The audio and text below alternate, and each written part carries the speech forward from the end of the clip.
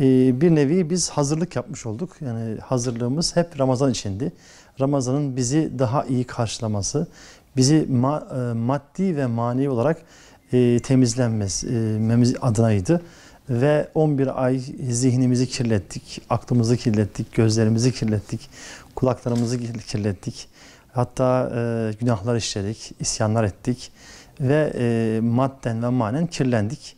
Şimdi Ramazan bize rahmet yağmurları şeklinde hem gönlümüzü hem zihnimizi hem de bütün bizim amel noktasında belki de niyet noktasında bizi temizleyecek. Tabii ki biz buna hazırsak, Ramazan'ın bizi değiştirmesine müsaade edersek, müsaade etmek için fırsat verirsek, bu fırsatlar, bu istekler nedir? Önce bir hazırlık yapmak lazım. Orucu benimsemek lazım.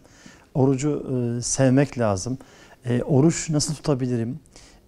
Orucu daha iyi nasıl Rabbimizin rızasına uygun bir şekilde yapabilirim derdine düşmek lazım. Yoksa işte sıcaklar geliyor, aç kalacağız, ağzımız kuracak, efendim işte susuz kalacağız, acaba ne olur şeklinde değil de acaba orucu daha iyi nasıl tutabilirim derdine düşmemiz lazım. Birkaç gün oruç tutalım. En azından oruca hazırlanmış olalım. Efendim Kur'an okumaya başlayalım. Çünkü yoğun bir şekilde Kur'an ayına gireceğiz ve cüz dinleyeceğiz. Efendim cüz okuyacağız. Yani mukabele yapmış olacağız. Hatim indirmiş olacağız. Şimdiden yavaş yavaş Kur'an okumaya başlayalım. Bu bizi Ramazan'da Kur'an ayı olması vesilesiyle Kur'an'a daha çok yaklaştırabilir. Ve muhakkak cami cemaati olmak için gayret edelim. Çünkü eğer biz şu sıralar cami cemaati olamazsak, yani bir sabah namazına, bir öğle namazına, bir ikindi namazına, bir akşam namazına, bir yatsı namazına gidip de bir cemaat olamazsak, teravih namazları bize ağır gelebilir.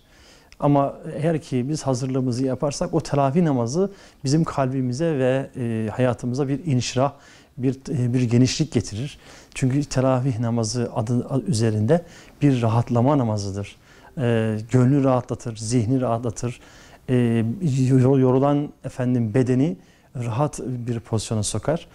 Ama Ramazan'ı, teravihi, orucu külfet olarak görürsek o bizi ezer. Muhakkak bu ay içerisinde kitap okumamız gerekir. Bir hadis kitabı, bir tefsir kitabını okumaya başlayalım. Yani Ramazan'ın bizi değiştirmesine müsaade edelim. Kitapla değişmeye yoluna gidelim. Muhakkak ve muhakkak tuttuğumuz orucun hissedebilme adına etrafımızdaki mutlaka kardeşlerimize iftara gidelim veya sahura gidelim. Ama o sahur sofralarında ve iftar sofralarında muhakkak fakirlerin de olmasına, yetimlerin de olmasına dikkat edelim. Muhakkak onlar da olsunlar. Ki orucun gerçek anlamda bereketini hissedelim. Muhakkak dinç geçirmeye çalışalım. Uykuyla geçirmeyelim. Akşama kadar akşam namazına kadar uyuyayım. Ondan sonra iftarımı yapayım. Sonra geceliğinde uyumam şeklinde değil de orucuda o açlığı hissedelim. Aç kalalım yani. Boğazlarımız, ağzımız susuzluğu hissetsin ki su bulamayan Afrika'daki bir kardeşimizin neler çektiğini hissedelim.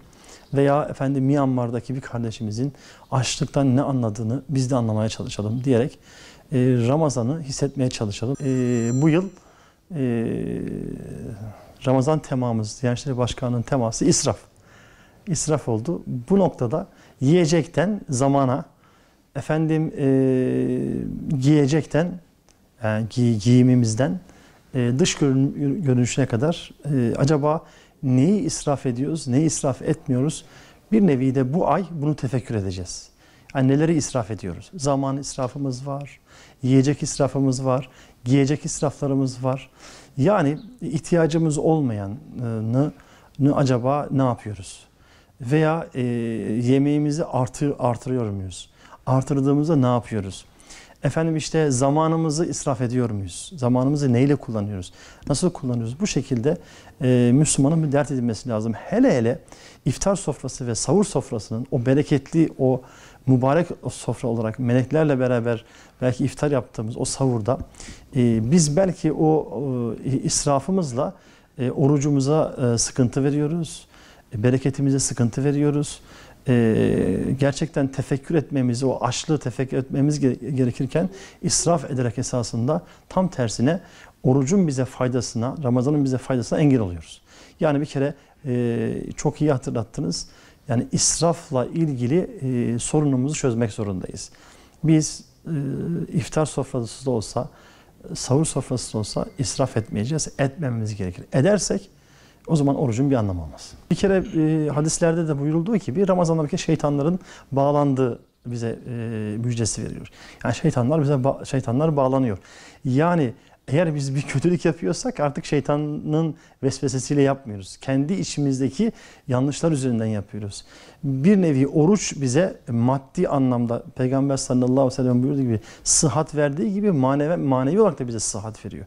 Manen de bizi birçok noktada işte ben oruçluyum, efendim yalan konuşmamam lazım. Ben oruçluyum, efendim işte yanlış söylemem lazım. Ben oruçluyum, kalp kırmamam lazım. Ben oruçluyum, Allah'ın haram kıldığı bir şeyi şu an yapmamam lazım. Ben oruçluyum, ezan okunuyor, hayy ala salah, Rabbim beni çağırıyor namaza. Oruç sizi bir nevi ona yöneltiyor. Yani oruç bir nevi bizi madden de manen de terbiye ediyor. Ama bu terbiye edilmeye açık olmamız lazım. Açık olmazsak zaten ezanı duyarız. Oruç bize değiştirmez. Efendim işte karşımızdaki harama karşı da hiçbir şekilde bir şeylerimiz değişmemiş olabilir.